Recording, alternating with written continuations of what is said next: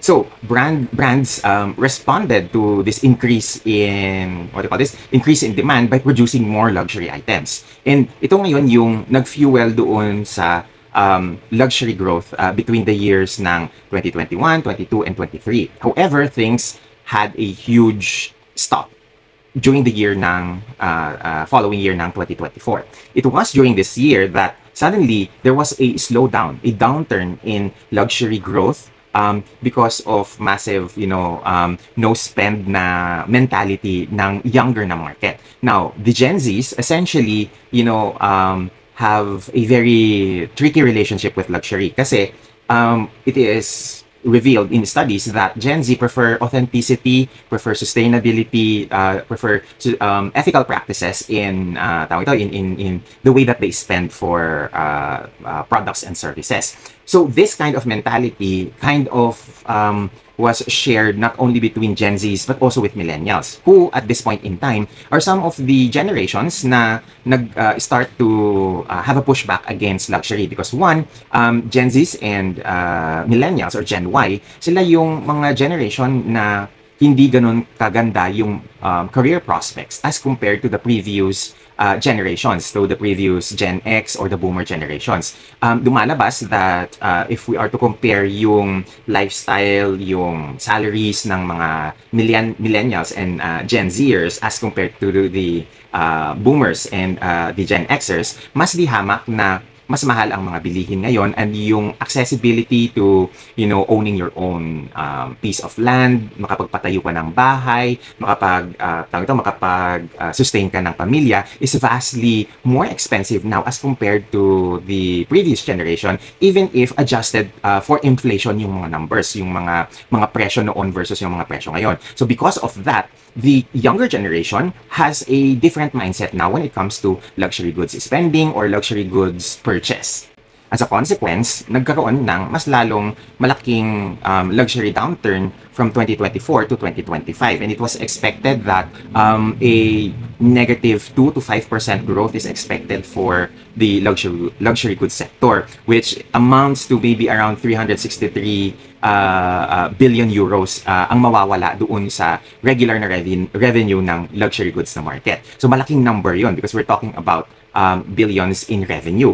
So because of that, syempre, ang mga brands, ang mga luxury brands like Dior, Gucci, Alexander McQueen, Chanel, and all other, mga European luxury brands and luxury goods providers, may consequence doon sa action plans nila, mga business plans nila, yung downturn ng luxury goods market. And this is where unti-unti na silang naging mas exclusive. So, they prefer to service more of their very important clients and have them experience more exclusive na mga invites, mga exclusive VIC only na mga shopping, na mga special shopping events. And I'm sure if you look at yung content ni na Becca Bloom and Heart Evangelista was invited to a special, shopping ng Louis Vuitton jewelry. I think that was a month or two ago. Samantalang si Becca Bloom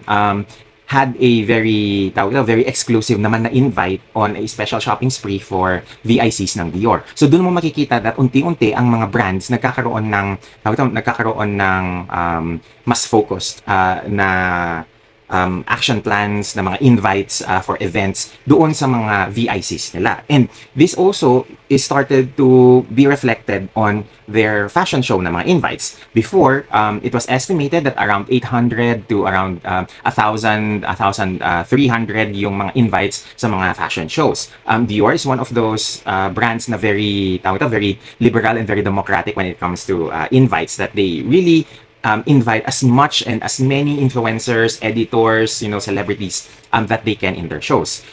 Starting nitong January ng 2025, during the Haute Couture na fashion show and the Paris and Milan fashion shows in around March, nagbawas sila from 1,200 to around 300 to 400 invites. So, ang laki nung tinanggal nilang mga number of invitees in their shows. And because of that, mas naging selective din ang mga brands when it comes to influencer collaborations and partnerships. So hindi na basta-basta that these brands would have, mga brand partnerships with influencers, whether it's local, regional, or international na mga influencers. That is why siguro napapansin din natin na may mga influencers na nag-e-endorse ng isa o dalawang brand last year, and then this year biglang wala na sa kanilang roster. So this is, this is driven by the fact that one, mas tight ang budget, and therefore brands really have to be very mindful on spending and who they partner with. Not only that, mas naging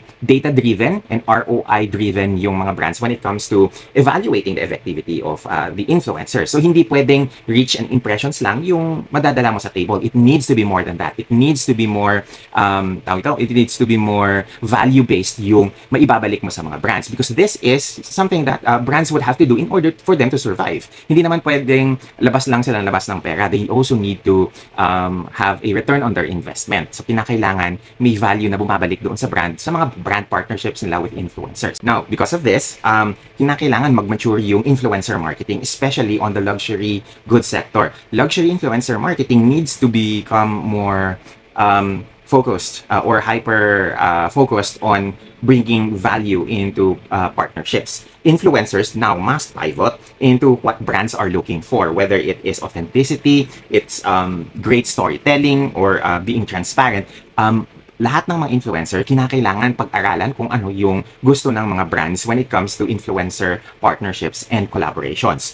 Brands will be reliant on data-driven, value-led na mga partnerships. So, hindi pwedeng one-way lang yung relationship ng mga influencers at ng mga brands. Hindi pwedeng isa lang ang nakikinabang. Kinakailangan it is a mutual win-win situation for both brand and for the influencers. And dito ngayon papasok yung ano yung kinakailangan gawin ng mga influencers in order for them to pivot their content, pivot yung mga content nila per platform, and focus on what platform really gives them back more value and give them more media mileage that is beneficial not only to them but also to the brand. So, the first thing that they need to do is to study consumer behavior, kasi dyan naman lahat nag-uumpisa yung how brands would react and behave.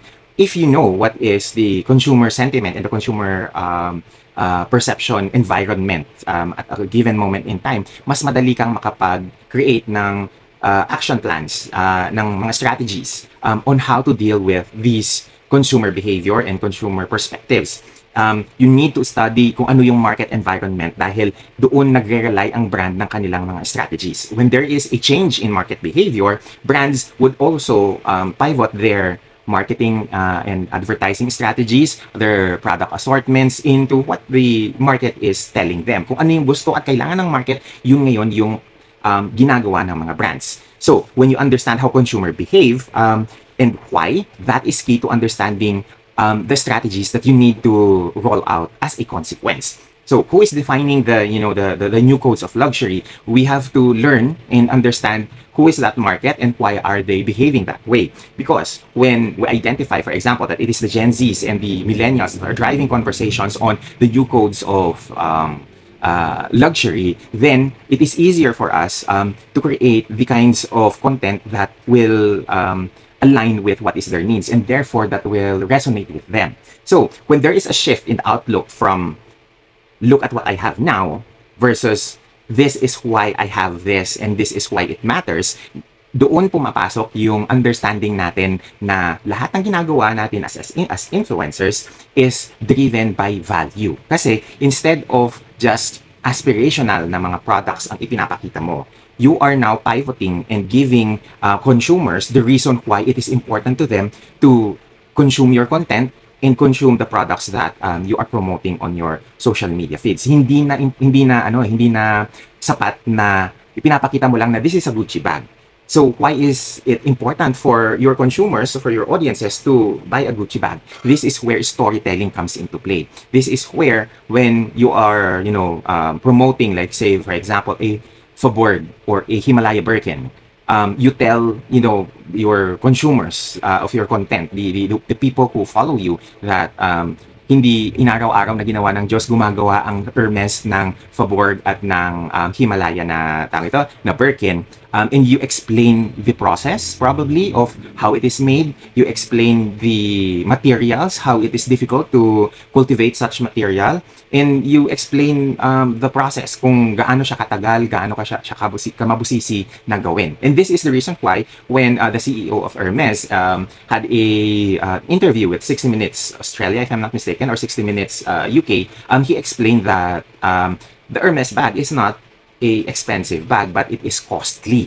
So it is that kind of, storytelling that shifts yung perception natin on products, and that will allow our followers to understand where we are coming from and why such bag or such product is important, and why it is a important item for them to have. Whether it is a $100,000 worth na bag over a 200 peso worth na lipstick, it needs to have a storytelling. It needs to have a reason why it's important to the consumers of your content. And now, as a consequence, we have number 2, where we need to understand that luxury is moving from the intangibles, from the tangibles to the intangibles. Ngayon, hindi lang product ang pinag-uusapan, kundi experience. It can also be the feeling of having an exclusive na service that is only provided for you, or it can be something simple as things that are not usually defined as luxuries, but more of like freedoms.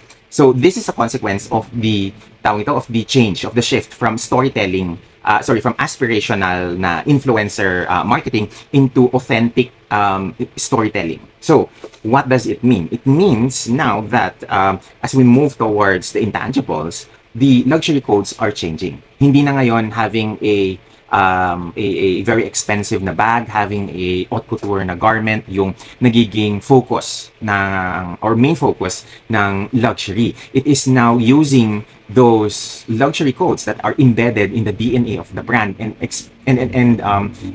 using it in a more intangible manner. So the new luxury codes now is one, being on social while also having a private life and offline life.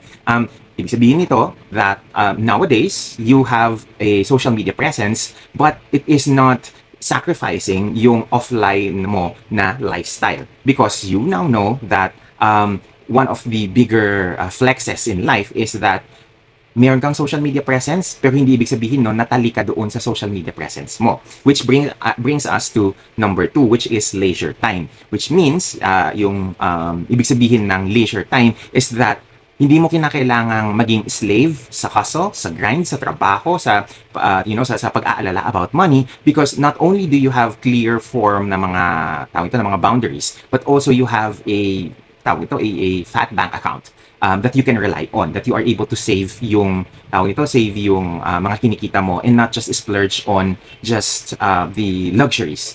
You are now able to afford the luxury, but at the same time you can afford the leisure time in between making money and spending it. So yun yung importante na isipin natin.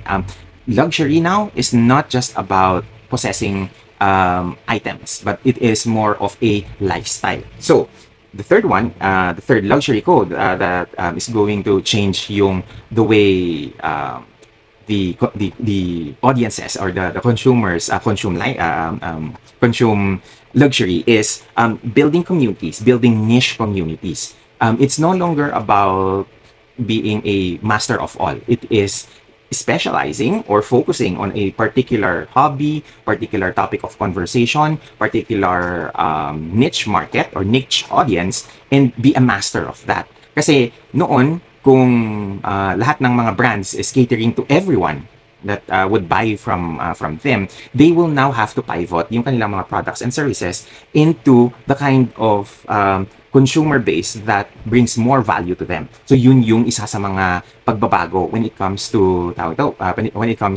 how brands might possibly behave later on. And the fourth and final one is that we now shift on not just expensive items, but luxury items that are attainable. Hindi na magfa-fly yung mahal siya dahil kinakailangan mahal siya.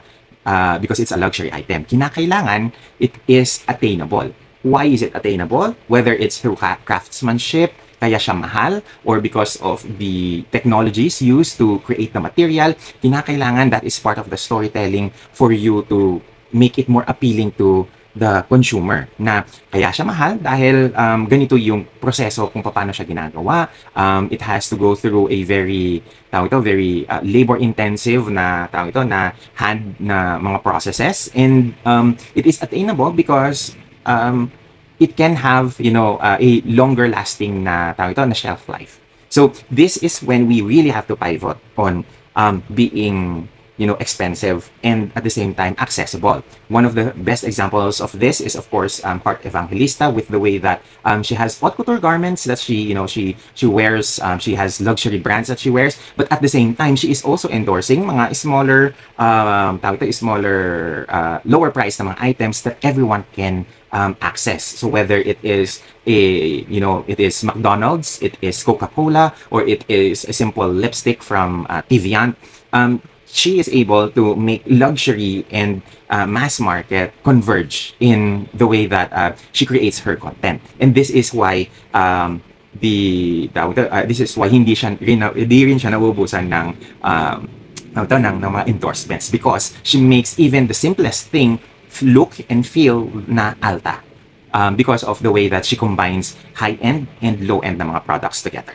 Okay, so the third one is that influencers, especially in the luxury sector, needs now to strategize and pivot their content to reflect the new codes of luxury. Now, sa haba ng conversation na to, at this point that I am recording it, it's already like around 45 minutes long. So, this probably would be shelved in the meantime and become a future episode later on. So, ang gusto ko munang sanang i-focus on is that when it comes to luxury influencing, nagbabago yung ihip ng panahon dahil hindi naman frozen in time ang society. Society tends to move forward, to move backward, to change, to evolve in reflection of what are the socio-political economics that is happening currently. And with with inflation being a real thing, a very felt na phenomenon because of shrinking wages versus